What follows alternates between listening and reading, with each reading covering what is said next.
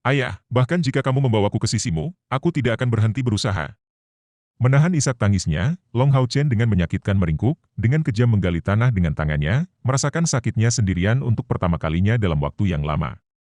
Waktu makan telah berlalu dan Long Hao Chen mulai merangkak di tanah. Dia sebenarnya adalah anak yang tegas, tetapi suasana hatinya hanya mengendalikan seluruh hatinya. Tanpa pemberitahuan, ayah dan ibu tiba-tiba pergi. Fakta ini terlalu sulit diterima di dalam hatinya. Saat dia berdiri, Long Hao Chen melihat sekeliling, bingung total. Dari tatapannya, segala macam peristiwa yang terjadi dalam 2 tahun terakhir tak henti-hentinya muncul di benaknya, keseriusan ayahnya, kelembutan ibunya. Mengapa hari-hari kegembiraan dan kebahagiaan begitu singkat? Air matanya jatuh sekali lagi, dan pada saat yang sama, Long Hao Chen memperhatikan 2 huruf di meja terdekat. Setelah mengambil 2 atau 3 langkah, dia mengambil surat-surat itu.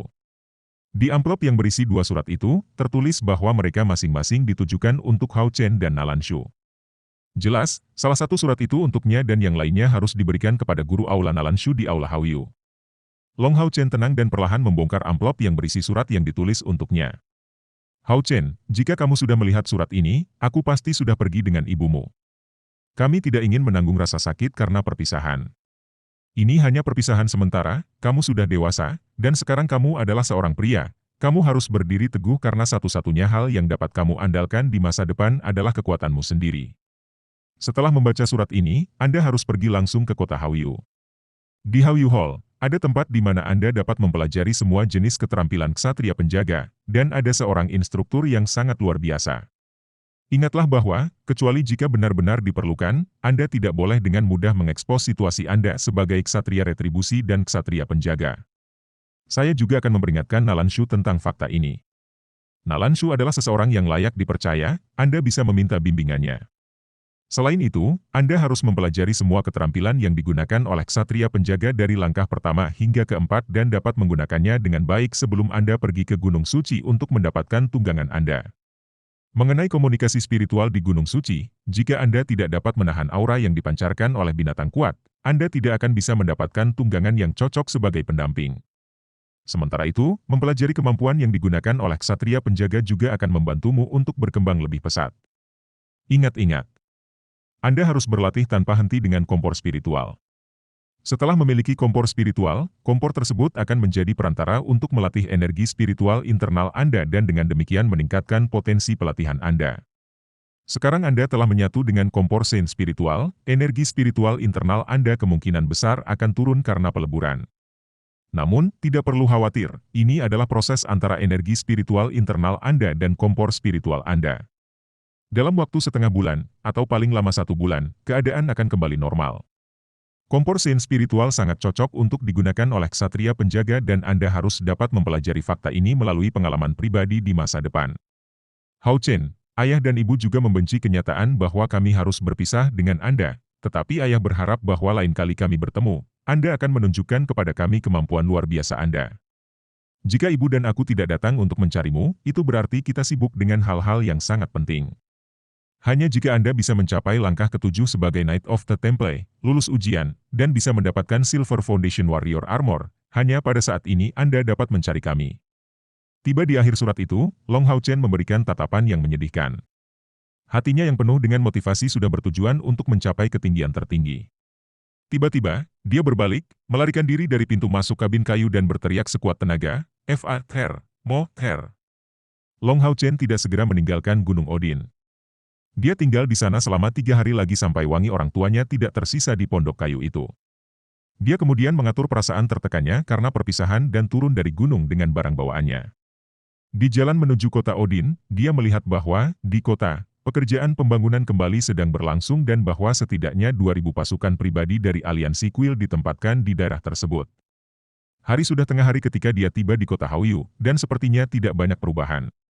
Begitu dia melewati ambang kota, Long Hao Chen diam-diam berjanji bahwa dia benar-benar akan berusaha semaksimal mungkin sehingga dia bisa menjadi ksatria langkah ke-7 sesegera mungkin.